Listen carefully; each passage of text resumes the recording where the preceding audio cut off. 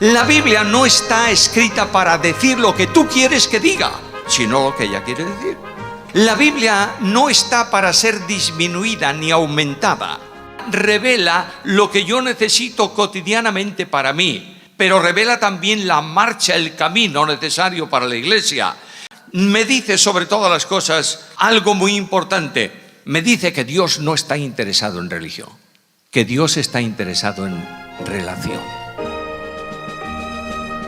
A esta hora, la Iglesia Metodista Independiente se reúne para presentar su programa En Espíritu y Verdad. Dios es Espíritu, y los que le adoran en espíritu y verdad es necesario que le adoren. Bienvenidos al programa de hoy. La fiel palabra de Dios no hierra, lo que Él ha dicho es duradero. Caerá el cielo, también la tierra, mas Dios constante será. Y Dios su dicho siempre ha cumplido, y en todo tiempo ha sido fiel. Lo que en Cristo ha prometido, sin falta alguna concederá.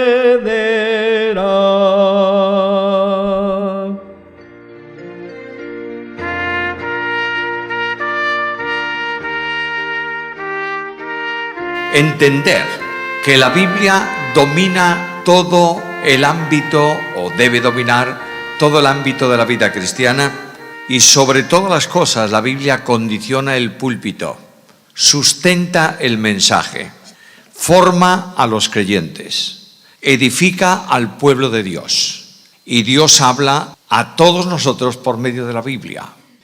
Estamos viviendo un tiempo sumamente cambiante. Lo que pasó ayer ya es historia pasada y tenemos que preguntarnos qué es lo que viene mañana. Y realmente la sociedad avanza a pasos tremendos, de manera que hace bien poco tiempo se hablaba de modernismo, pero pasaron muy poquitos años y hay que hablar de posmodernismo. Viene un tiempo dificultoso que es el relativismo de nuestros días, y el relativismo da paso a la tolerancia y da paso a la nueva tolerancia que permite convertir el pensamiento de las personas y la actuación de la persona en asuntos contrarios a la ley. Ya no se habla de intransigencia, se llama de intolerancia. Y cuando hablamos de eso ya puede intervenir la ley penal para procesar a una persona. Esto dio paso, está dando paso a algo sumamente crítico en la historia actual. Solamente mencionaros que estamos en un tiempo que ya se habla de posverdad. Alguien dijo que la posverdad de hoy es la mentira de ayer. Bueno, y es verdad. Ahora, si tú no sabes dónde está la medida absoluta, todos los relativos pueden conducirte a un relativismo cada vez más bajo. La única verdad absoluta es Dios. Solo Dios tiene la verdad y es la verdad. Solo hay verdad en la palabra de Dios. Por tanto, el mundo evangélico debiera reflexionar urgentemente sobre dónde está cada uno como individuos, y las iglesias en general y los líderes del movimiento evangélico en el mundo, dónde están en relación con la Biblia. Preguntamos al pueblo de Dios, ¿qué es la Biblia? Y el pueblo de Dios responde, la Biblia es... Claro, no esperaba otra respuesta. Es la palabra de Dios. Pero eso se ha convertido en una mera expresión intelectual de lo que es la Biblia. Esto ocurrió siempre. No estamos hablando de un fenómeno actual, porque Satanás luchó contra la Biblia, la palabra de Dios, a lo largo de la historia en cualquier tiempo. Y yo abro mi Biblia y voy al profeta Oseas, y en el capítulo 8 del profeta Oseas, versículo 12, leo esta frase que es absolutamente importante. Dice Dios por medio del profeta: les escribí las grandezas de mi ley. Y cuando leo esa frase así de simple y así de sencilla, me doy cuenta de que el origen de la Biblia no es de los hombres. Que simplemente los hombres que han escrito pasajes de la Biblia, libros de la Biblia, son instrumentos en manos de Dios que transmiten en su nombre su palabra. De manera que no hay nada en la Biblia que no proceda de Dios. Dios inspiró la Escritura. La Biblia es solo la palabra de Dios. Cuando voy a esto, debo reflexionar específicamente sobre tres cosas. En primer lugar, ¿qué es la Biblia? ¿Qué es la palabra? En segundo lugar, debo pensar cuáles son las demandas de la Biblia en relación consigo misma para mi vida personal. Y finalmente, debo buscar las consecuencias que esto tiene necesariamente que producir en mi experiencia y en la experiencia de la Iglesia. Hace un momento decía, ¿qué es la Biblia? Y todo el mundo contestaba, es la palabra de Dios, es verdad. Luego, el primer concepto que yo debo apreciar en relación con la Biblia es su procedencia. Y el profeta me responde de una forma clara y me dice, les escribí las grandezas de mi ley. Luego, la procedencia de la Biblia es divina. Es verdad que el resultado final es una conjunción divino-humana, en donde el Dios de la Biblia da el mensaje, custodia el mensaje y orienta al escritor, y el escritor escribe lo que ha recibido de parte de Dios. La Biblia es un libro que se ha escrito más o menos en 1400, 1500 años, en donde participaron 36, 37, 38, 40 escritores, algunos de ellos con un nivel cultural altísimo. Nadie puede olvidar que los primeros 5 libros de la Biblia salen de la pluma de un hombre que yo diría, contextualizándolo, licenciado en ciencias, en matemáticas, en geografía, en filosofía, en ejército, con nota brillante en la mejor universidad del mundo antiguo que era Egipto. Y este es Moisés.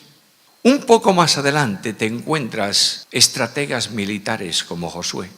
Sigues avanzando y encuentras grandes pasajes poéticos con hombres de una enorme sensibilidad y un alto conocimiento.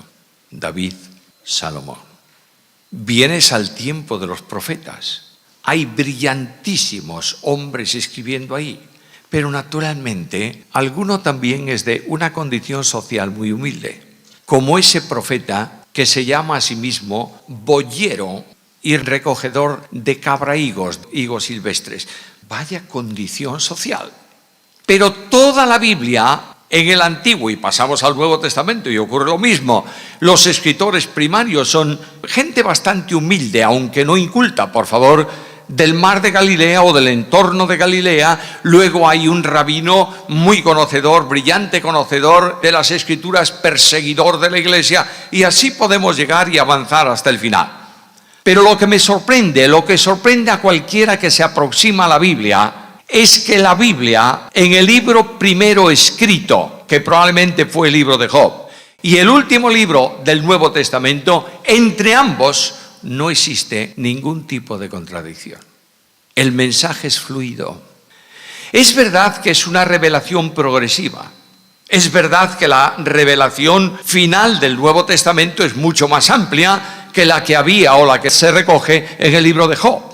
Pero esta revelación progresiva no es contradictoria.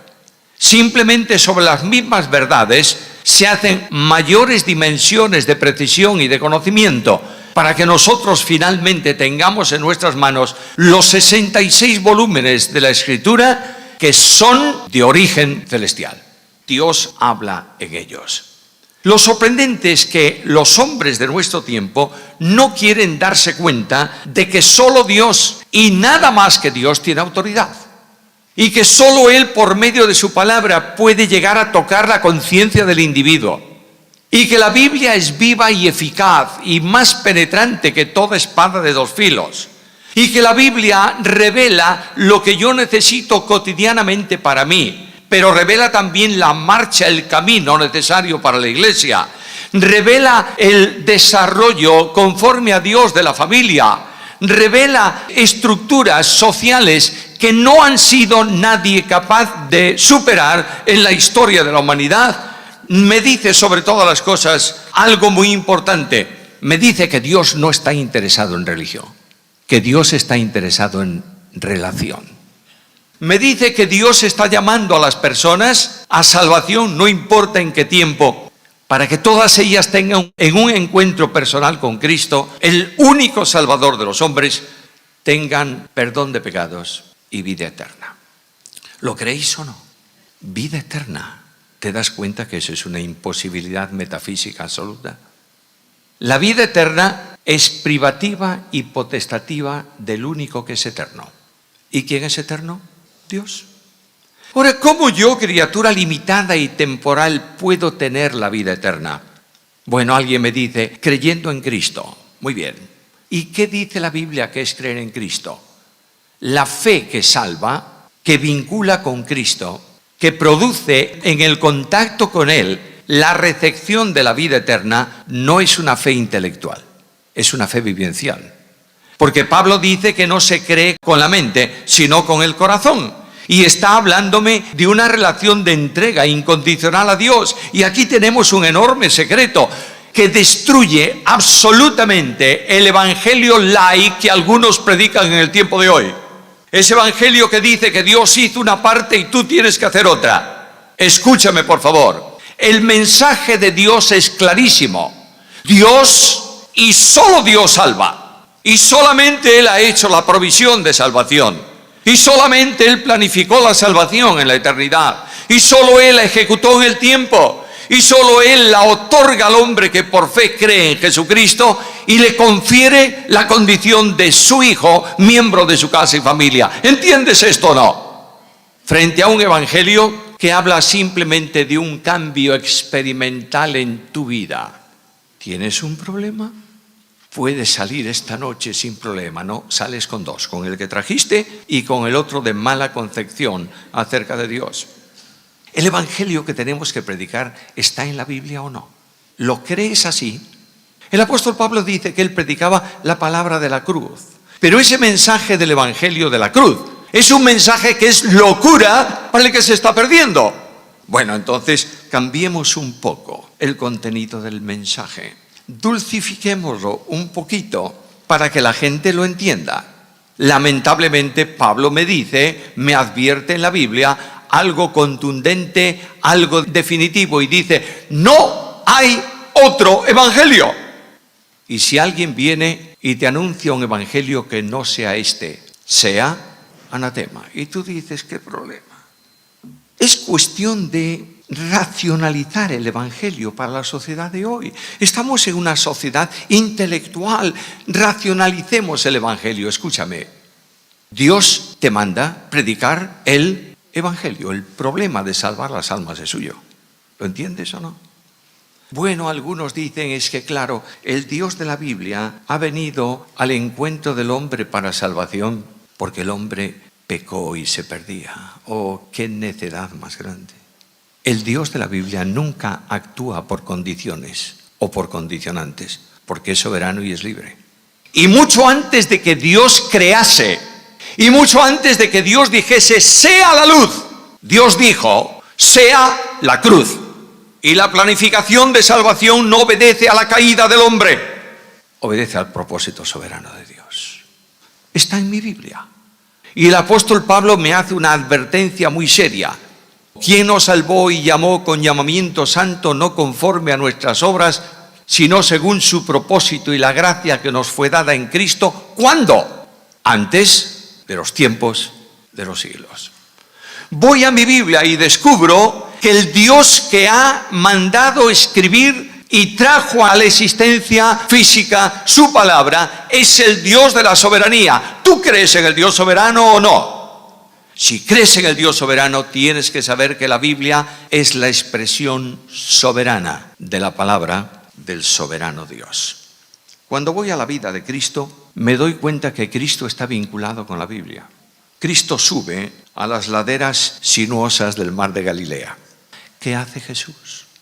Toma la palabra. Y dice, oísteis que fue dicho. Y yo os digo, dándole el sentido de lo que Dios quiso decir con esa palabra. Viene alguien a preguntarle, maestro, ¿qué debo hacer? ¿Y qué le dice el maestro? ¿Cómo lees? ¿Sabe lo que está haciendo? Dirigiéndolo a la Escritura. La Escritura tiene respuesta a la problemática del hombre en cualquier circunstancia y en cualquier situación. Ahora, la evidencia de que es palabra de Dios es que a lo largo del tiempo la lucha contra la palabra de Dios fue radical. Siempre la palabra de Dios llegó a estar escondida en un templo cerrado y lleno de porquería porque nadie leía la Biblia. La Biblia fue encadenada durante siglos. La Biblia salió en las traducciones en tiempos de la Reforma, cuando la guerra religiosa de la Inquisición convirtió en cenizas muchos grandes hombres de Dios. El ataque frontal a la Biblia ha sido permanente, pero Satanás es un ser que aprende con el tiempo. No sabe todo, ¿eh? Es un ángel, pero es un ángel limitado, lleno de conocimiento, pero va aprendiéndolo con experiencia. El cristianismo, que tiene un mensaje de aliento y de esperanza, de perdón y de vida eterna, no debe funcionar. ¿Qué tenemos que hacer con los cristianos? ¡Matemos a los cristianos! Pero oye, cada vez que matas uno aparecen dos. Este es un problema muy serio. Bueno, pues dejemos de matar a los cristianos. Simplemente escondamos de la Biblia bien. Y la Biblia se traduce y miles de personas mueren por el testimonio de la Biblia. Y no estamos haciéndolo bien las cosas. Hoy Satanás varió de orientación. ¿Quieren Biblia? Tengan Biblia. Traducciones, revisiones, formatos de Biblia, más Biblia, más Biblia. Lo importante para Satanás no es que el hombre tenga la Biblia. El problema suyo es que la Biblia tenga al hombre. ¿Me entiendes lo que quiero decir? No es malo que tú tengas un montón de Biblias, pero sería fantástico que esa Biblia te tuviese a ti y condicionase tu vida. Cristo lo hizo.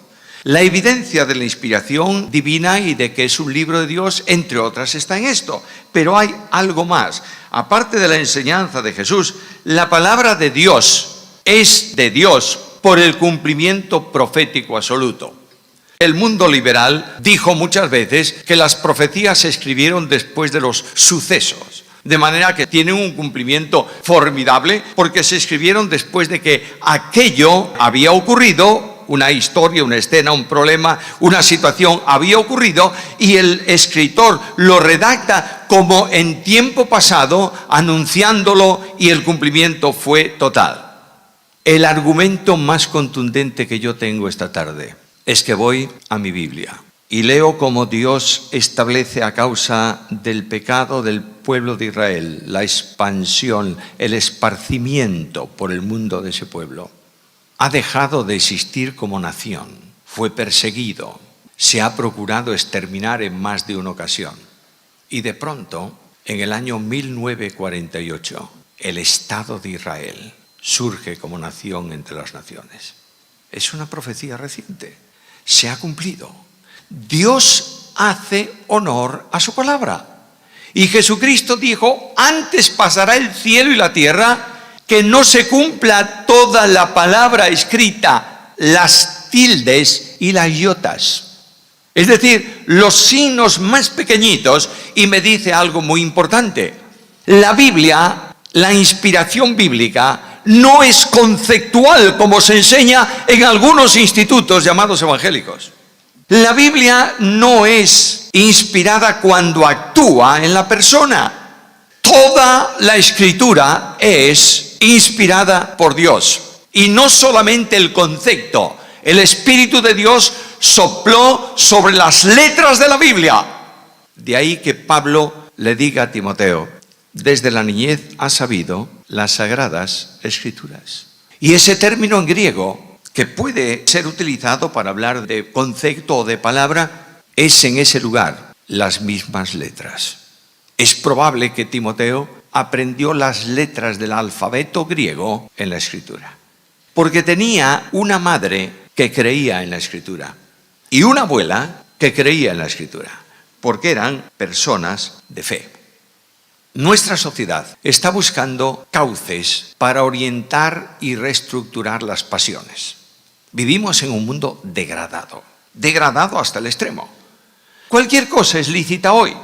No importa la perversidad del acto, ni lo tremendo de la inmoralidad. Y no estoy hablando de moral cristiana, estoy hablando de moral natural, de ética natural que se produzca. Eso no tiene importancia. Cada uno debe ser respetado en su forma de pensar. No hay control legal para el conflicto del mundo social de hoy. Las naciones producen leyes y más leyes y más leyes, y las estanterías están saturadas de legislación que trata de canalizar, encauzar pasiones desatadas. Escucha la Biblia. ¿Con qué limpiará el joven su camino? Con guardar tu palabra. La pregunta que surge es lógica y natural. ¿Está siendo dada a los jóvenes la palabra? La Biblia es la palabra inspirada por Dios. Y como palabra inspirada por Dios es útil para enseñar, para redarguir, para corregir, para instruir en justicia. Mi querido líder de iglesia, pastor de iglesia, maestro de una facultad de teología, Biblia, solo Biblia, nada más que Biblia. Y mientras el pueblo de Dios no retorne a la Biblia, tendremos niños en Cristo que llenan las iglesias y son arrastrados fácilmente de un sitio para otro por todo viento de doctrina. Si creemos que la Biblia es toda la Biblia, la palabra de Dios, si creemos que es así, entonces debemos preguntarnos a la luz de la Biblia qué es la demanda de Dios en su palabra para nosotros hoy. Leamos segunda carta a Timoteo, el último escrito de Pablo. Segunda carta a Timoteo, capítulo 4, versículos 1 y 2. Escucha estas palabras. Te encarezco. Es un ruego del más alto valor. Esa palabra significa que no hay posibilidad de considerarla de bajo nivel. Te encarezco delante de Dios y del Señor Jesucristo, que juzgará a los vivos y a los muertos en su manifestación y reino. Permíteme decirte algo. Pablo está poniendo bajo juramento a Timoteo.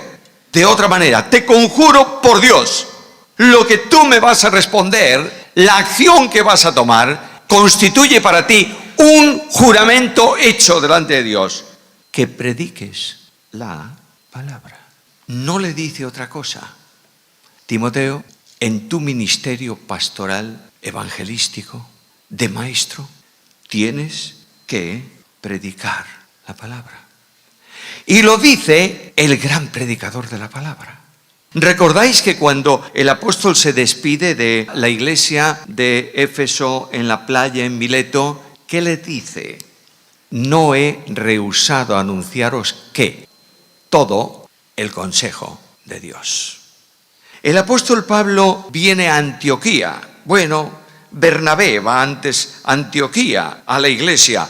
Llega allí Bernabé y se encuentra con una iglesia que ha crecido, pero necesita mucha Biblia, mucha doctrina, mucha formación, porque son gente que han sido alcanzados para Cristo por el testimonio de cristianos sencillos que hablaron a los griegos de Jesús. Bien, lo primero que ocurre y que me sorprende tremendamente a la luz de mi Biblia es que cuando Bernabé llega a ese lugar, no dice, alto un momento, todo el mundo quieto, vamos a reproducir aquí la iglesia de Jerusalén, señores. Es la única forma de funcionar. La forma de culto, la forma de reunión. La iglesia, esto no puede ser, esta forma de reunirse aquí no vale.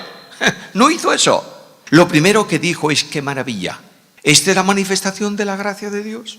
De modo que yo tengo que trabajar con este grupo porque Dios en su gracia los ha alcanzado. Ahora, ¿qué necesita esta gente? Primero, exhortarles, ¿a qué? A que sean serios, rígidos, rectos, disciplinados, de una forma de vestir. No. A que permanezcan fieles a Jesús. ¿Y esta gente necesita ser instruida o no? Claro, muy bien. Vamos a buscar al mejor maestro, Bernabé. Te vas a perder el liderazgo absoluto de la iglesia. ¿Cómo vas a buscar a alguien que es más que tú? Pero Bernabé está entusiasmado de Cristo y de su gracia. Y él va a buscar a Tarso, hasta que encuentra a Saulo. Hay dos direcciones en la Biblia muy curiosas. Una, aquella dirección que el ángel le dio a Cornelio para que fuese a buscar a Pedro, no tenía pérdida ninguna. Vete a Jope y busca a Simón Pedro, casa de Simón el curtidor, paseo del mar, Jope, dirección postal, no tiene pérdida ninguna. Pero ¿dónde está Saulo? En Tarso. Y el texto de Lucas dice que él fue y lo buscó y lo encontró. Seguramente que hubo un tiempo de convencer a Pablo. Y ahí vienen los dos a la iglesia. ¿Qué hicieron durante un año? Enseñaron la Biblia. No te extrañes que de esta iglesia salga el primer equipo misionero para Europa. Porque indudablemente estos dos colosos de la obra enseñaron a mucha gente. La enseñanza bíblica no es el entretenimiento congregacional del domingo. En nuestros días, la Biblia se toma como pretexto para iniciar el sermón dominical, sermón entre comillas, dominical. Después el predicador habla de cualquier cosa menos de lo que ha leído y exhorta a que todos dejen sus cargas y salgan contentos porque vosotros podéis. ¿Lo oíste alguna vez o no? Hay que predicar la Biblia. Porque es Dios por medio de la Biblia que va a hablar a los creyentes sentados en la congregación. Es Dios quien toca lo que el pastor no sabe que existe en la intimidad del individuo. Es Dios quien redarguye, es Dios quien reprende, es Dios quien exhorta por medio de una predicación bíblica. Hermanos míos amados, yo quiero llamaros esta tarde en el nombre del Señor que volváis a la Biblia, por favor. A los pastores de las iglesias desterrar la idea absurda de que el mundo de hoy necesita un mensaje menos teológico. Si tú no predicas la Biblia, Dios no habla a la iglesia. Y Dios no bendice tu palabra, bendice la suya.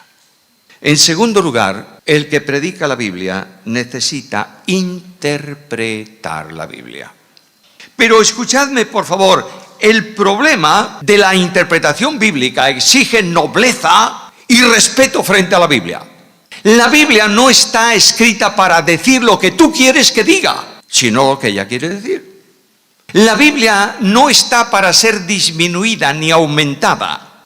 Es decir, en los tiempos de Cristo había quienes disminuían de la Biblia, los saduceos, solamente una parte y ángeles no. Bueno, ¿y por qué los ángeles no? No, porque eso es un problema, ángeles nada. Y resurrección tampoco, eso no hace falta. Disminuyendo la Biblia, de modo que estaban cortando revelación divina, ¿verdad?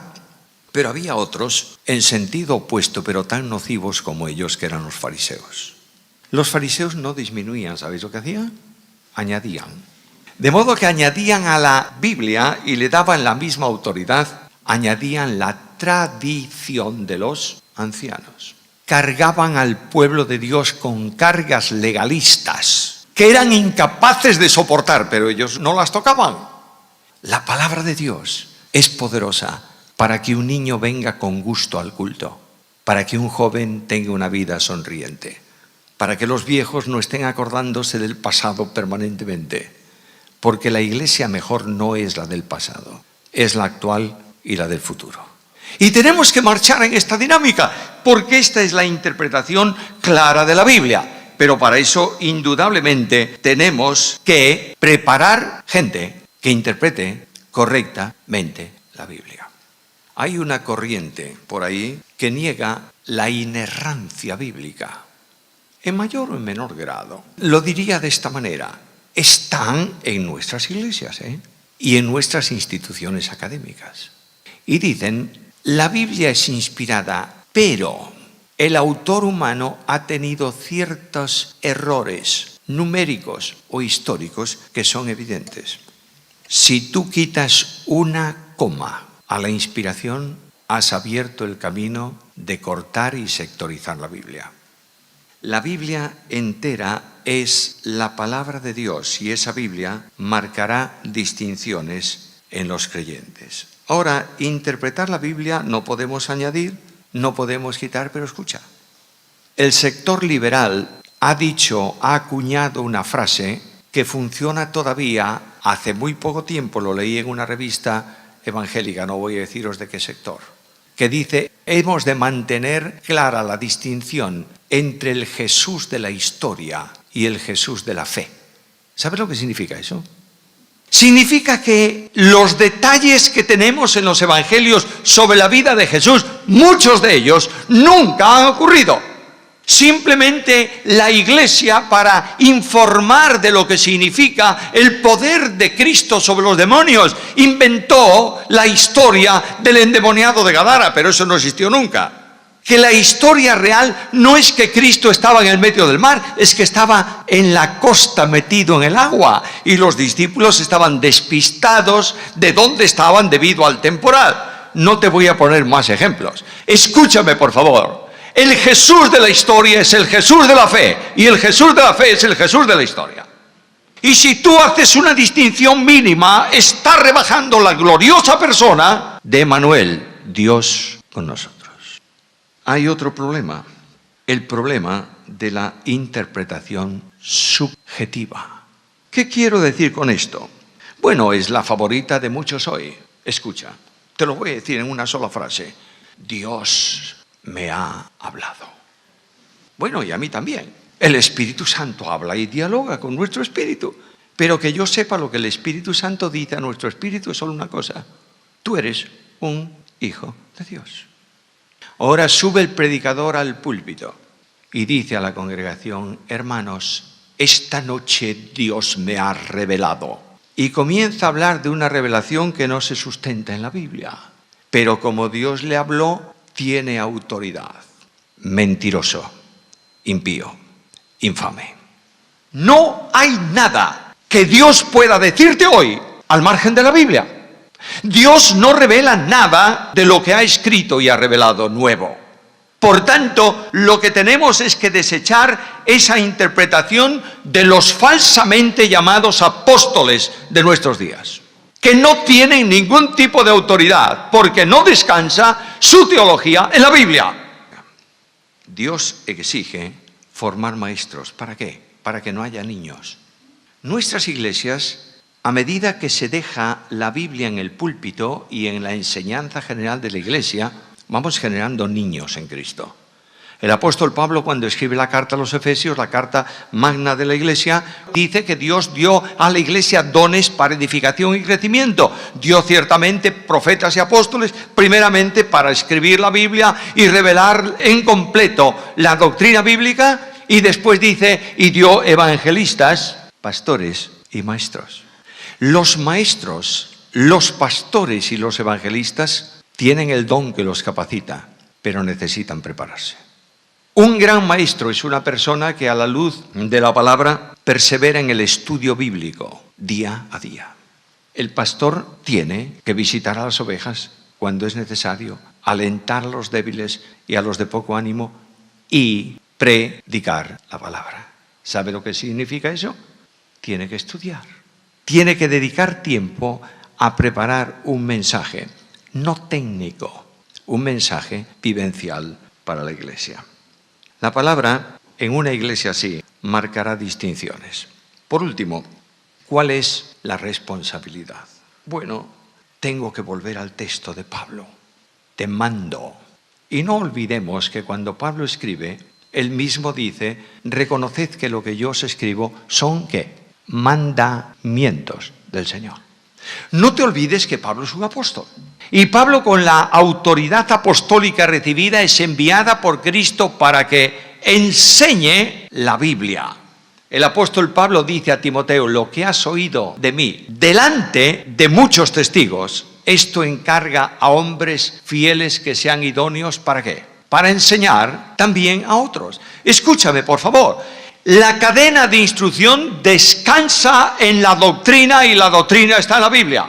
Luego tenemos que formar gente no tanto en la tecnología bíblica, sino en la Biblia. No estamos tratando de formar, que es bueno formarlos así, expertos en teología sistemática y dentro de ella en doctrina trinitaria y dentro de la doctrina trinitaria en relaciones intratrinitarias. ¡Qué genio de la teología! No es eso. Necesitas conocer toda la palabra de Dios. Y necesitas descalzarte simbólicamente hablando, cada vez que te aproximes a ella. Y necesitas doblar tus rodillas antes de preparar el sermón y predicarlo en la iglesia, diciendo: Señor, para gloria de tu nombre, habla en medio de tu pueblo, porque es tu pueblo y son tus ovejas. El que predica la Biblia tiene que vivir conforme a la Biblia. Por último, tengo que recuperar la Biblia en toda la escala de los creyentes. No solo en el púlpito de la iglesia, que esto es vital. Tengo que recuperar la Biblia en los hogares cristianos. Lo que se llamaba el culto familiar. Hoy no se puede tener porque, claro, mi mujer entra a las 8 de la mañana al trabajo y yo entro a las 7 de la mañana y ella viene a las 4, el otro viene a las 6, los niños no están... Sí. Hay que establecer una escala de valores. Y hay algo que es supremo y es preguntarle al Padre del cielo: ¿qué quieres decir a la familia hoy? Habla. Te escuchamos. Iglesias con bancos llenos de Biblias y creyentes que no tienen la Biblia en casa. Tengo que recuperar la Biblia en el individuo. Que tú sientas la necesidad de abrir la Biblia todos los días, a solas con Dios, para que Él tenga una conversación contigo.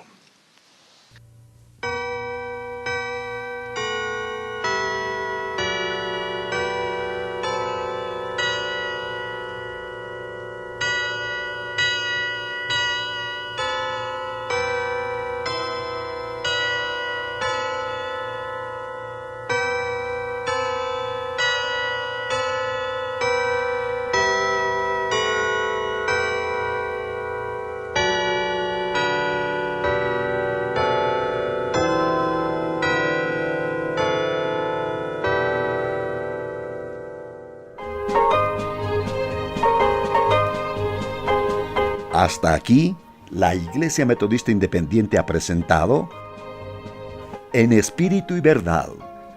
Dios es Espíritu, y los que le adoran en espíritu y verdad es necesario que le adoren. Que el Señor les bendiga.